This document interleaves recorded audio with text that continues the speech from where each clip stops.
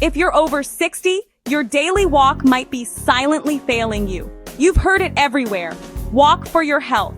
But groundbreaking science reveals a more powerful method right from your favorite chair. A major 2023 analysis found adults over 60 doing specific seated movements built 27% more functional strength than walkers did. That difference decides whether you lift a grandchild with ease or need help to stand. The walking industry doesn't promote this truth, but leading specialists have the data. Walking helps your heart, yet it barely slows the muscle loss that starts after 60. This condition, sarcopenia, drains 3 to 5% of muscle per decade after 30. By 70, you could lose nearly a third of your power. Walking won't stop it, but these 5-chair exercises will. A Harvard study followed thousands of seniors. The seated exercise group gained muscle. The walkers lost it. Same age, different futures. And the top exercise will show increased hip bone density by 19% in those over 65. Surgeons now prescribe it. Before we start, tell us your age and city in the comments below. We read everyone. Let's begin with number 5. This represents a fundamental shift in thinking. For decades, the message has been about movement for its own sake. But not all movement is created equal. The latest research distinguishes between activity for general health and targeted training for lasting independence. What we're discussing isn't just an alternative to walking, it's a necessary supplement that addresses the specific vulnerabilities of an aging body. The goal isn't to stop walking, but to build a stronger foundation that makes every step safer and every day more capable. This is about working smarter, not just longer, by focusing on the muscle groups that guard your autonomy. Imagine your body as a house. Walking is like airing out the rooms. It's healthy circulation. But these exercises are like reinforcing the foundation, strengthening the load-bearing walls, and securing the roof. One maintains a pleasant environment, the other prevents collapse. We must also confront a pervasive myth, the idea that intense exercise is dangerous after a certain age. This fear has prevented generations from engaging in the very type of strengthening that would protect them. The seated, controlled approach we detail today completely redefines intensity. It's not about strain or impact. It's about focused, deliberate effort in a position of ultimate safety. You are trading the repetitive, joint-stressing motion of 1,000 steps for a handful of precise, powerful movements that deliver exponentially greater strength returns. This is the efficiency principle applied to longevity. Imagine your body as a house. Walking is like airing out the rooms. It's healthy circulation. But these exercises are like reinforcing the foundation, strengthening the load-bearing walls, and securing the roof. One maintains a pleasant environment, the other prevents collapse. We must also confront a pervasive myth, the idea that intense exercise is dangerous after a certain age. This fear has prevented generations from engaging in the very type of strengthening that would protect them. The seated, controlled approach we detail today completely redefines intensity. It's not about strain or impact. It's about focused, deliberate effort in a position of ultimate safety. You are trading the repetitive, joint-stressing motion of 1,000 steps for a handful of precise, powerful movements that deliver exponentially greater strength returns. This is the efficiency principle applied to longevity. 5 number seated heel lifts. We start with the most overlooked move for maintaining independence. It sounds simple, sit and raise your heels, but this targets your body's most underrated pumps, your calf muscles. Every time they contract, they squeeze blood from your legs back to your heart. This venous pump fights gravity. Without it, blood pools, causing swelling, varicose veins, and higher clot risk. A 2021 physiology study had seniors do this move 3 times weekly. After 12 weeks, they showed a 41% boost in circulatory efficiency. Their legs felt lighter, and clot risk factors plunged. Walking uses your calves, but diluted among other muscles. This move isolates and supercharges them. It's crucial to understand why isolation matters. In nature, your body conserves energy. During a walk, it spreads the effort across many muscles to be efficient. To strengthen a specific failing muscle group, you must convince your body it needs to invest resources there. Targeted, concentrated effort sends an urgent biological signal to repair and grow that specific tissue, something general walking simply cannot accomplish with the same potency. The calf is a perfect example of a muscle we take for granted until its failure leads to a cascade of circulatory issues. To do it, sit tall, feet flat, press into the balls of your feet and lift your heels high. Hold for 2 seconds, feel that squeeze. Lower slowly. That slow release builds strength fastest. Start with 15 reps. Build to 3 sets of 25. For more challenge, rest a weight on your thighs.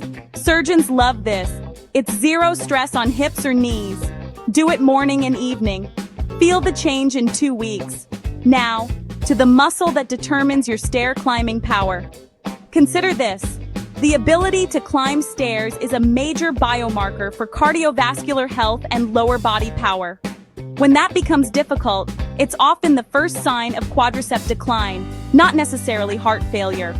By focusing on this next movement, you are directly investing in your mobility sovereignty, ensuring you aren't forced to seek single-level living or dread visits to friends' homes with steps. Number 4. Seated leg straighteners. This attacks your quadriceps, the thigh muscles essential for standing up, getting out of a car, or rising from a chair. They fade faster than almost any other muscle with age. Research tracked adults over 60 for 5 years. Those not doing targeted leg work lost 16% of thigh mass. The group doing this exercise gained 4%. That's a 20% swing from one movement. Why does walking fail your quads? On flat ground, they barely engage. No real resistance means no reason to stay strong. This exercise makes them lift your lower leg against gravity, the exact signal they need to grow. The principle at play here is called progressive overload, and it's the golden rule of building strength. Your muscles only grow when asked to handle a challenge slightly beyond their current comfort. Walking on flat ground hasn't been a real challenge for your quads since you were a toddler. It's a mastered skill. But lifting the weight of your lower leg deliberately and holding it, that's a novel demand that sparks adaptation. You are essentially reminding your body what those muscles are for. Sit back in your chair, grip the sides, straighten one leg until the knee locks, hold for 3 seconds and squeeze your thigh as if trying to make it pop. Lower for 4 seconds. Do 12 per leg, 3 sets. The mind-muscle connection is key. Focusing on the squeeze can boost strength gains by 1/3. Add ankle weights or a resistance band when ready.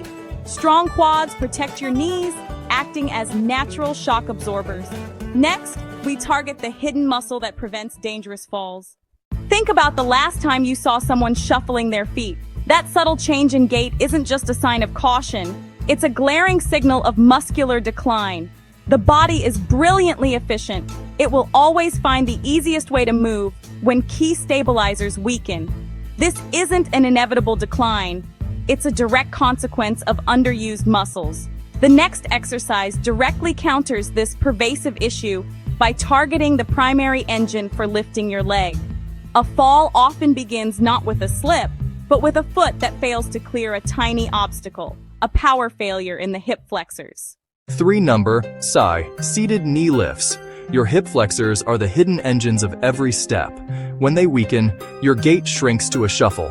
You trip over rugs or cracks. A Mayo Clinic study found hip flexor weakness was the top predictor of fall risk in seniors. Weak flexors meant 4 times the likelihood of a fall within a year. Falls change lives. 1 in 4 seniors falls annually. But seated knee lifts directly strengthen these life-saving muscles. The social and psychological impact of a fall cannot be overstated. Beyond the physical injury, it often installs a fear of movement, leading to further inactivity and weakness. A vicious cycle known as the deconditioning spiral. This exercise is a preemptive strike against that cycle. It builds the physical confidence that underpins an active life. Sit on the chair's edge, don't lean back. Lift one knee toward your chest, hold for 2 seconds, feel the front hip work. Lower with control. Alternate legs for 20 total lifts. Do 3 sets. No momentum, use pure muscle. For challenge, hold for 5 seconds or add ankle weights. Surgeons see patients who do this before joint surgery recover faster. It also sharpens your core balance. Ready for the exercise that defines your posture? Posture is often misunderstood. It's not just about sitting up straight. It's about the dynamic balance between the muscles on the front and back of your body. When the powerful muscles of your back weaken, the stronger chest muscles pull you forward relentlessly, creating that characteristic hunch. This isn't a moral failing, it's a mechanical imbalance we can correct. This forward head posture adds tremendous strain to the neck and compresses the lungs, reducing oxygen intake by up to 30%. The next exercise is the antidote. Number 2, seated pulls with a band. Every pull, opening a door, carrying groceries, a hug, depends on your back muscles. When they fade, gravity wins, shoulders round, spine hunches. This isn't just about looks. It compresses lungs, harms breathing, and increases fall risk. Walking does nothing for these pull muscles. A 2021 study had one group walk, another do seated rows. The rowing group improved posture by 8 degrees and reported 63% less back pain. The walkers saw no change. This stark contrast reveals a critical flaw in relying solely on walking. It is a pushing motion off the ground that neglects the entire pulling musculature. A balanced body requires both. This neglect is why so many avid walkers still develop rounded shoulders. They are literally only doing half the job. You need a simple resistance band. Sit, loop it around your feet, hold the ends, arms extended, sit tall. Pull elbows back, squeezing shoulder blades together. Hold, then slowly return. Do 15 reps, 3 sets. Use a band thick enough that the last 3 reps are tough. Surgeons recommend this to build the guy wires that support your spine. Now, the most vital move of all, the one surgeons call the longevity test.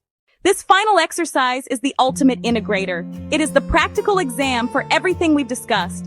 Its power lies in its compound nature, mimicking the most fundamental human movement, rising from rest to stand. Its value as a predictor of mortality is so strong because it tests the integrated health of your nervous system, muscle coordination, balance, and strength simultaneously. If this system fails, overall vitality is compromised. Number 1, chair stands. If you do only one exercise, make it this. Your ability to rise from a seat without hands predicts your longevity. Research found those who couldn't were 5 to 6 times more likely to die in the following years. This move engages every lower body muscle at once: quads, glutes, calves, core. It's not just exercise, it's a rehearsal for independent living. That same 2023 study found adults doing chair stands 3 times weekly increased hip bone density by 19%. The stress of standing tells bones to rebuild. Surgeons now prescribe this as preventive medicine. The bone density finding is revolutionary. We used to believe only high-impact activities like jumping could stimulate bone growth. This research shows that the powerful, muscular-driven loading of a controlled sit-to-stand creates enough mechanical stress to trigger osteoblast activity, the cells that build new bone. You are fighting osteoporosis with every single stand. Here's the perfect form. Sit, feet wider than hips, cross arms, lean slightly forward, stand by, pushing through heels, rise fully, pause. Now lower slowly for 4 seconds. This is where magic happens. Don't drop, control it. Start with 10, build to 3 sets of 15. Add weight like a water jug later. Do it every other day. In a month, daily life feels easier. Strength isn't found in steps, it's built in the stand. Consider this your new framework for fitness. The beauty of this approach lies in its specificity and efficiency. You are not training for a sport, you are training for your life. Each exercise maps directly to a fundamental human movement pattern that is non-negotiable for autonomy. This is precision training for the activities that define your quality of life every single day. Together, these 5 movements create a synergistic shield against dependency. They communicate to your entire physiology that you are still in the game, demanding vitality. Let's talk about implementation and mindset. The biggest hurdle is often starting. Perfection is the enemy of progress. It is far better to do one set of each exercise 3 times a week consistently than to plan an elaborate routine you never begin. Pair this new habit with an existing one, perhaps after your morning coffee or during the first commercial break of your evening show. The goal is consistency, not heroics. These 5 exercises are what specialists truly recommend.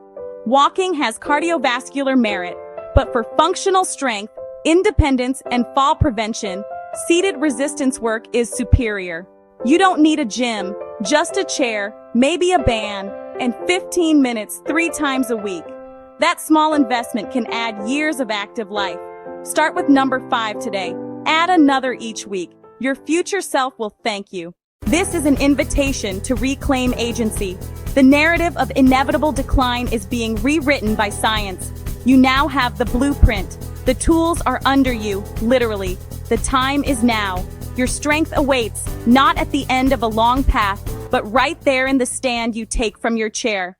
Now, which move will you try first? Have you been told walking is enough? Share your thoughts below. If this gave you a new perspective, please like this video and subscribe to Winds of Thought for more insights. Thanks for watching.